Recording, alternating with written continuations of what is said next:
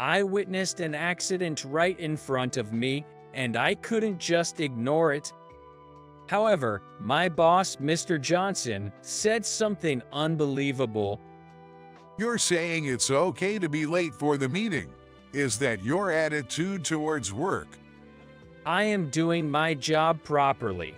It's just that I might be a little late for the meeting because I'm still finishing up the report. I had no intention of neglecting my work. Right now, I just can't ignore the person in trouble in front of me. Then do as you please. You're fired. We don't need incompetence. Don't ever come back. My plea didn't reach him. The phone call ended, and I was suddenly fired from the company. I was just looking up the nearest hospital on my phone. A line of black luxury cars was parked right in front of us. What's this? Then a man emerged from one of the cars. Are you all right, Miss Ashley? My name is John Miller, 35 years old. I work for a stationery manufacturer. Ever since I was a kid in elementary school, I loved collecting pens, erasers, notebooks, and just looking at them. During my job hunt, I applied to various stationery manufacturers from major to small and was fortunate to receive an offer from a mid-tier company in the industry. My dream is to create my own products in the product planning department, but for now, I'm working hard in the sales department. This job, where I often hear directly from customers, will surely be useful if I ever get the chance to plan a product. Part of my job is to pitch our products to retailers to get them to carry more of our line. It's primarily a sales job to promote products that the planning department has worked hard on and to gauge sales to place orders with the factory. I think of it as an important role that connects the inside and outside of the company. Since I was assigned to the sales department as a freshman, not everything has been fun, but I've gotten along well with my colleagues in sales, and we've had fulfilling days, spurring each other on. The person I was especially indebted to was my direct supervisor, the sales department manager, Mr. Wilson. He was very caring, and I was fondly taken out for drinks and looked after. He was promoted to head manager and took charge of several sales departments. This meant a transfer to our sales department. It was sad, but a happy occasion for him.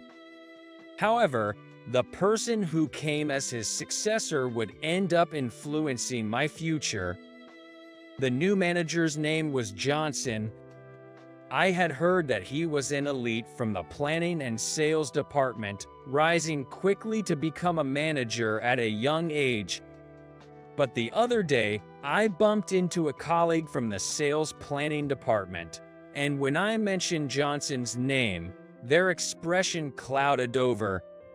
I know it sounds odd to say this, but my department is pretty much in a festival-like state right now. Because he left, I exclaimed in surprise. Hey, what if he hears you? Well, he was quite tough, you know. Several people quit because of him. Wow, that's intense. Make sure he doesn't set his sights on you. I was told this with a serious look, but I was still skeptical. However, on the day he arrived, I painfully realized the truth of those words. I'm Manager Johnson. Nice to meet you. From now on, we'll have weekly regular meetings and sales meetings. Attendance is mandatory. Everyone, clear your schedules. The room buzzed at his words. Under Wilson, we had monthly regular meetings and bi-weekly sales meetings. If there were no agenda items, We'd handle things via email or postpone to the next month, being flexible. We were all busy with client visits and product ordering. Especially for regular meetings, we managed everyone's schedules on a departmental PC, and Wilson had reduced unnecessary meetings by having us just check there. I tentatively raised my hand, wondering if Wilson's handover was incomplete. What is it? Wilson had us manage our schedules on the PC, and we were moving towards canceling regular meetings. Wilson, I'm the manager of the sales department now. He frowned and looked at me sharply. My colleague's words flashed through my mind. It was too late when I realized my mistake. Miller, is it? You've got guts to oppose me. I felt my blood running cold. From that point on, he started targeting me for everything. Miller, what's with this meeting material? I rushed to hand him the materials I'd worked on until late the previous night. Submit these before being asked, slacker. Sorry, but he just skimmed through and tossed them aside. I was exhausted from my sales duties and the unreasonable meeting preparations he demanded. Miller, are you okay? You look pale. A colleague at the next desk asked me with a worried look. Just stayed up late yesterday. Miller, if you've got time for small talk, get out and visit the clients. Yes, I'm on it. I left the office as if fleeing from Johnson. I took a deep breath outside. Inside, I felt suffocated by his unpredictable demands. Why did this happen? I started walking to a client, but my mood didn't lift. I wondered if there was a way to change this situation. Sighing heavily, I headed towards the train station. I took a shortcut through a narrow alley. Suddenly, I heard a crash. Startled, I looked up to see a car had just hit a utility pole right in front of me. There was no one else around. It seemed to be a solo accident. However, the driver, still slumped over the steering wheel, showed no sign of getting out. Might be injured. I quickly ran to the car and tapped on the windshield. "Are you okay?" A young woman was in the driver's seat. I called out again, but there was no response. Panicking, I was about to call an ambulance when the woman slowly lifted her head. "Are you okay? Can you open the door?" When I asked, the door opened slowly. The woman's face was pale, looking unwell. Oh, I didn't know what to do. I suddenly went blank. "Are you injured? Should I call for help?" No, I think it might just be anemia. But I should call the police for this, right? She was responding coherently, which relieved me a bit. She didn't seem to have any major injuries. It's a weird time to notice, but she was quite beautiful. "Yes, you hit a pole, so we should." What should I do? Where's my phone? "Here, use mine." Thank you. I offered her my phone, and she called the police. Soon, they arrived, and I had to give a statement as a witness. Her name was apparently Ashley Smith. While she talked with the police, I called my contact at the client I was supposed to visit. It looked like it would take a while to complete the report, and I couldn't just leave her there, looking so worried. After explaining the situation and apologizing to my contact, they were understanding. Next, I had to call my workplace. There was a meeting scheduled at the office this afternoon. I asked if the manager was there and had a colleague pass the phone. Are you kidding me? What do you mean, an accident? Just leave it and come back. As expected, the voice on the other end was yelling. I instinctively pulled the phone away from my ear. I can't just leave her here. So you're saying you're okay with missing the meeting? That's your work attitude? I'm doing my job, just that the report is taking a while and I'll be late for the meeting. I wasn't neglecting my work. I just couldn't leave someone in trouble. Then do as you like. You're fired. Don't bother coming back. He didn't hear my plea. The call ended abruptly and I was suddenly out of a job. Fired. I was dumbfounded. I expected to be yelled at, but getting fired was a shock. Noticing my exhausted state, Ashley spoke to me. I heard your phone call. Are you really fired? Because of me? No, it's okay. I'm sorry to have worried you. I looked at her, trying to hide my confusion. I never really got along with my boss. Maybe this was a good opportunity. But Ever since Johnson took over, I have been on edge every day, but now, thinking it might be over, I felt a strange sense of relief. Still, it was frustrating to be forced out of the company I joined as a new graduate, especially when I had more I wanted to do. But with Johnson there, it would have been difficult to continue. You should probably get checked at a hospital. I can take you after we finish here. that's so kind. Even though you're going through so much, you're worried about me. Thank you. No, it's just what anyone would do. Thank you for being so kind. Can I make one more phone call? Sure, I'll wait over here. She turned away to make a call. After her call, the police said we could go. I was looking up the nearest hospital on my phone. A few black luxury cars passed by in front of me. There's a general hospital about 5 minutes from here. As I spoke to Ashley and looked up, I was puzzled by the scene unfolding before me.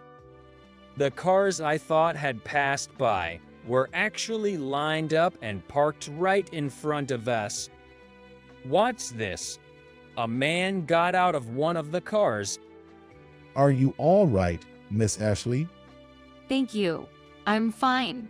Just a bit of anemia. Do you need to go to the hospital? The man spoke respectfully to Ashley. Hearing her addressed as Miss, I realized she might be from a wealthy family. Yes, I'll go to the hospital.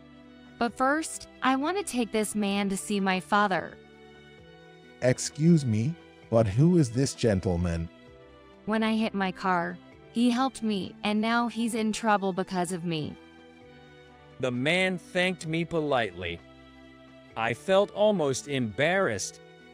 Miss, your father said he was going to see Mr. Thompson. Perfect. Miller, would you come with me? I intended to accompany her to the hospital, but with so many people around, I wondered if there was any point in me going. Then I heard a familiar name, and before I knew it, I was in one of the shiny luxury cars. Lost in the comfort of the seat, I realized we had arrived at our destination.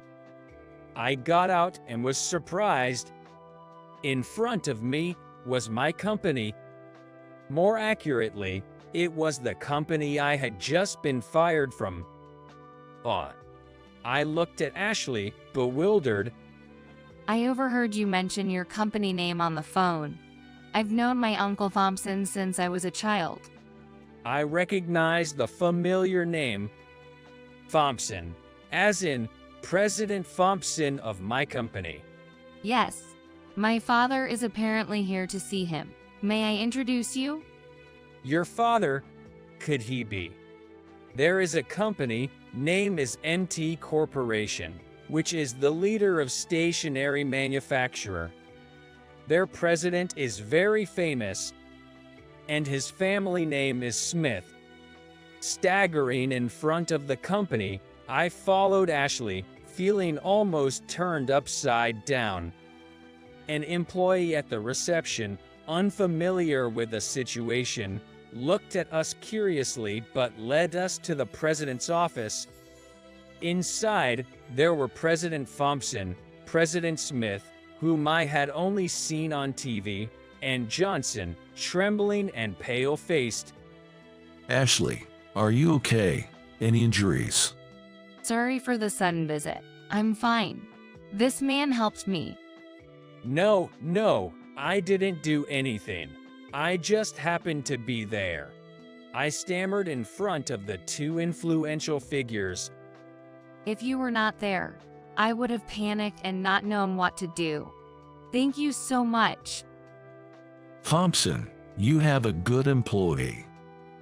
Right? But because he helped me, he got fired. Ashley dear, I was just hearing about that. A manager doesn't have the authority for that. Johnson seemed on the verge of collapsing under President Thompson's glare.